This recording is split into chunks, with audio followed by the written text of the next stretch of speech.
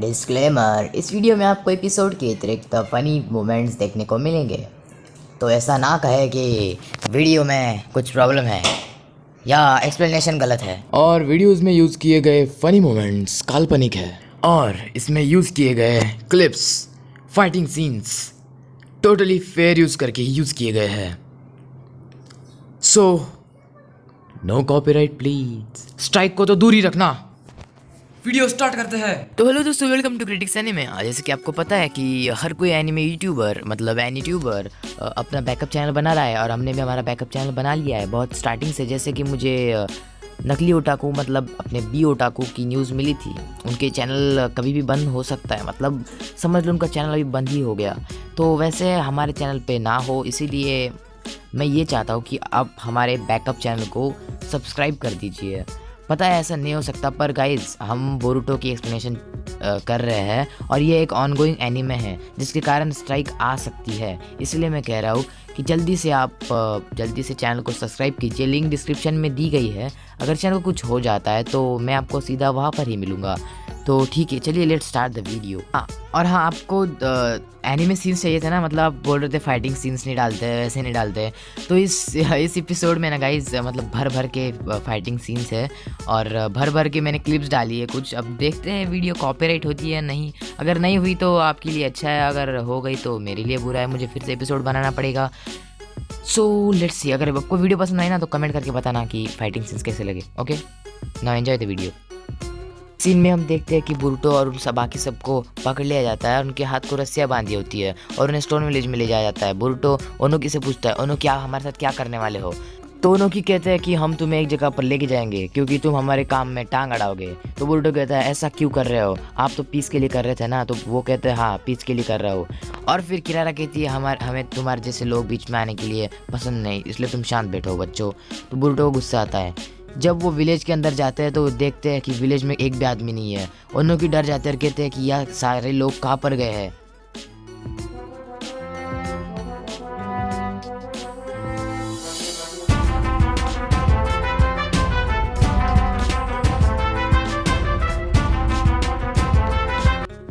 यहाँ पर इस पार्ट में हम देखते हैं कि बोरुटो और वो विलेज में जाकर कहते हैं कि हमारा जो ऑपरेशन चल रहा है उसके दौरान हम विलेज पर कंट्रोल किया है और उनको एक जगह पर बंद करके रखा है और हमें हार्ट को ट्रांसप्लांट करना है, इसलिए हमने कुछ 5 लोगों को भी ले लिया है। तो उन्होंने इससे सहमत नहीं होते। वो कहते हैं तुमने गलत किया, तुम्हें ऐसा नहीं करना चाहिए, हमने यूथ के भलाई के लिए तुम्हें बनाया था और इमरजेंसी के लिए ऑक्टास को बनाया था, तुम ये क्या कर रहे हो, पूरे विलेज में है वो। तो यहाँ पर कू कहता है देखो मेरे हाथ को वो टूट रहा है, इसलिए हमें हार्ट की ज़रूरत है। पर उन्होंने कहते हैं हम दूसरा रास्ता निकाल लेंगे, पर किसी के हार्ट को नहीं निकालेंगे, ये गलत बात है। लॉर्ड ओनोकी, आपने हमें इसलिए बनाया था कि आप हमारी किसी ना किसी काम में मदद हो सके, पर अगर हम मर गए और हम अगर रहे नहीं तो आप किसकी मदद लेंगे बताइए। ओनोकी कहते ये बात भी है, पर हम ऐसा गलत रास्ता नहीं यूज कर सकते, समझे? तो यहाँ पर कू को गुस्सा आता है और कू ये करता है।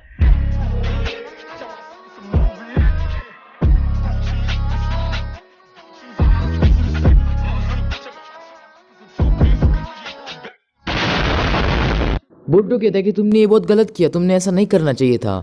कू कहता है कि अब मैं ओनोकी को अंदर ले जा रहा हूँ।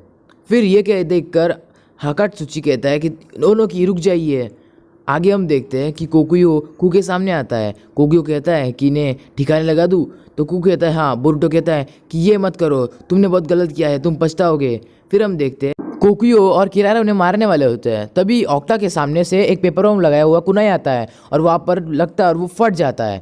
और फिर हम देखते हैं वो कुनाई सिकाडाई ने लगाया था। सिकाडाई इन सबको बचा लेता है और कहता है कि चलो अभी हमसे भागना पड़ेगा क्योंकि यहाँ पर हम हर वक्त खतरा है, सारे तरफ ऑक्टा फैले हुए हैं। तो ये भागते रहते हैं। तो भागते भागते हम देखते हैं उनके सामने कोकुयो आ जाता है। कोकुयो कहता है कहाँ भाग रहे हो बच्चों, तुम्हारे यहाँ से लाश जाएगी। अगले सीन में हम देखते हैं सिकाडाई कहता है कि बोरुटो और सारादा तुम मित्सुकी को ढूंढो, हम इसे ढूंढते हैं।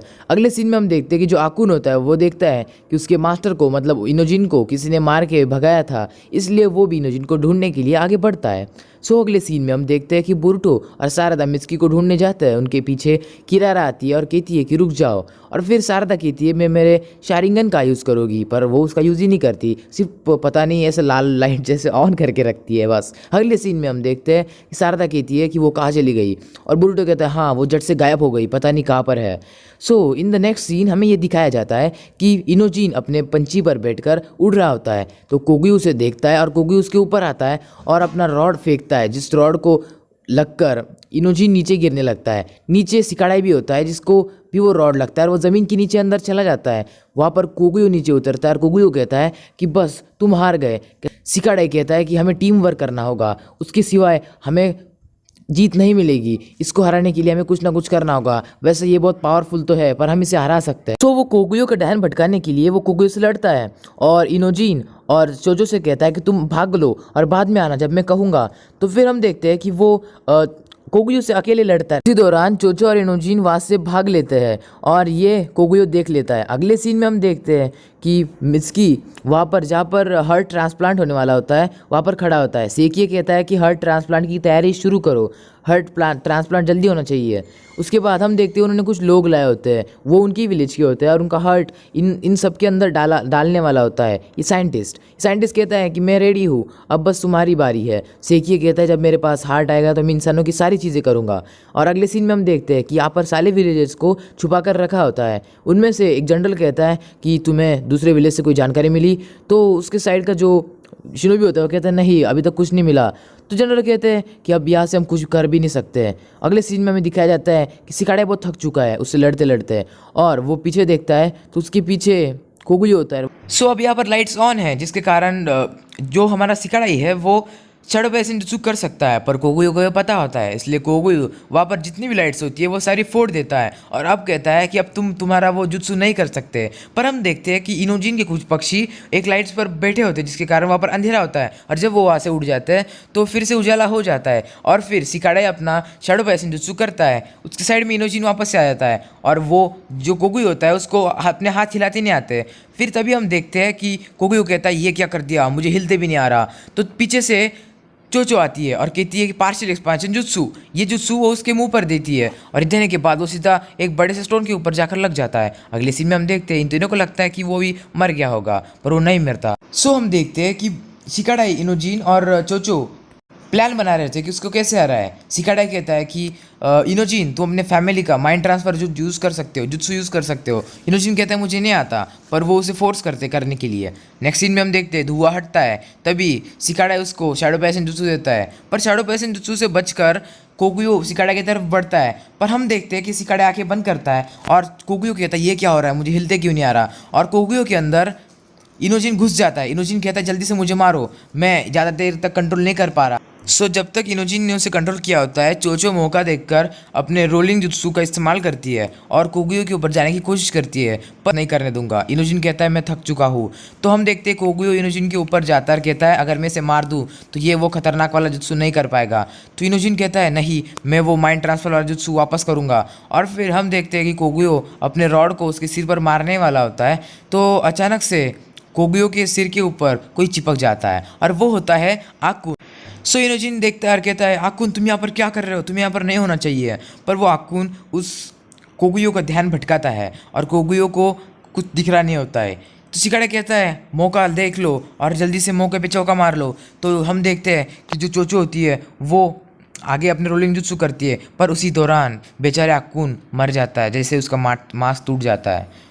हम देखते हैं कि चोचो उसके ऊपर अपने रोलिंग जुत्सु का इस्तेमाल करती है और वो इतना खतरनाक रोल होती है कि पहले से ही कोगुयो को बहुत लगा हुआ था और जब वो रोलिंग जुत्सु फिर से देती है तो कोगुयो दूसरे टाइप में मर जाता है।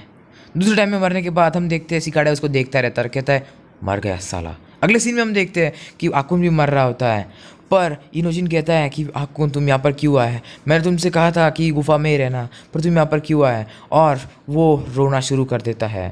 वो कहता है कि मैंने तुम्हें इतना संभाला, इतना पाला पोसा, पर आखिर तुम मर गए। और उसके आंखों में से बहुत इमोशनल टाइप के आंसू निकलने लगे जैसे बाकी एनिमेज में निकलते हैं। अगले सीन में हम देखते हैं कि बुरुटो और सारादा स्टैचू बन के रहते हैं। वो कहते हैं कि ये क्या हो रहा है, मुझे कुछ समझ नहीं आ रहा। पर किरारा ने अपनी आंखें खोल ली होती है और वो उन आंखों से वो इन्हें कंट्रोल कर रही होती है। ये जुत्सु बहुत खतरनाक जुत्सु है और इसने इस जुत्सु को अभी यूज़ किया है। इसी के साथ आज का एपिसोड खत्म होता है। अगर आपको एपिसोड पसंद आया और एपिसोड में आपको ऐसी चीज़ लगी जो कि अलग है और आपको कोई चीज़ पसंद आए या ना भी आए तो कमेंट में बता देना। ओके, मिलता हूँ अगले एपिसोड में। Take care. और हमारे सेकंड चैनल को सब्सक्राइब कर दो। स्ट्राइक आई तो क्या करोगे? हाँ, किसे देखोगे? Okay bye.